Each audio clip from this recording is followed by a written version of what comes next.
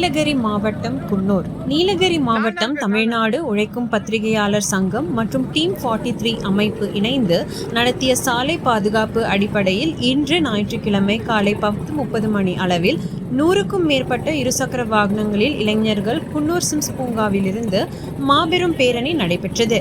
இப்பேரணியில் பழமை வாய்ந்த இருசக்கர வாகனங்கள் முதல் தற்போது வரை உள்ள இருசக்கர வாகனங்கள் வரை இளைஞர்கள் மற்றும் தமிழ்நாடு உழைக்கும் பத்திரிகையாளர் சங்கத்தின் நிர்வாகிகள் உறுப்பினர்கள் இணைந்து விழிப்புணர்வு ஏற்படுத்தும் வகையில் வாகனத்தில் பொதுமக்கள் இருசக்கரம் மற்றும் 4 சக்கரம் வாகனங்களில் செல்லும் போது கண்டிப்பாக சீட் பெல்ட் மற்றும் தலைக்கவசம் அணிய வேண்டும்.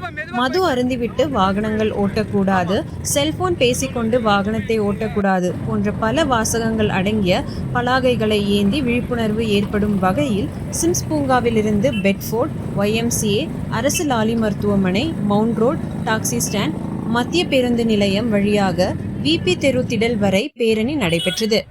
பேரணியின் முடிவில் அருவங்காடு வெடிமருந்து தொழிற்சாலையின் CELU பயிற்சி மேலாளர் கார்த்திக் வாகனங்கள் ஓட்டும் போது ஏற்படும் விபத்துகளில் காயம் ஏற்படுபவர்களுக்கு எவ்வாறு முதலுதவி சிகிச்சை அளிக்க வேண்டும், அவர்களை எவ்வாறு கையாள வேண்டும் என்று செயல்முறைகளில் செய்து காட்டினார்.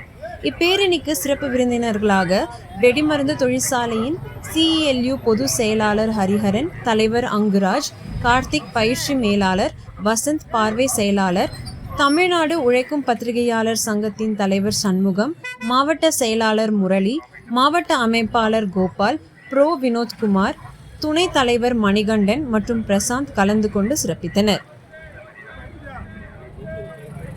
மாத்தி நீங்க எஃபெக்டிவா கொடுக்கும்போது ஆர்டிபிஷியலா ஒரு உயிரோடு இருக்காரு, செயற்கை முறையில உயிரோடு வச்சுட்டு இருக்க ஒருத்தருக்கு ஈஸியா ட்ரீட்மெண்ட் கொடுக்க முடியும். ரத்தமாவே இருக்கும், ரத்தம் உடைஞ்சு போகாது, இவருக்கு ட்ரீட்மெண்ட் கொடுத்து காப்பாற்ற முடியும். இந்த இயக்கி பிளட் சர்க்குலேஷன் மறுபடியும் கண்ட்ரோல்ல கொண்டு வந்திருக்கீங்க. 30 தடவை கொடுத்துட்டு இமீடியட்டா அவருடைய கழுத்தை லேசா மேல தூக்கிட்டு இப்ப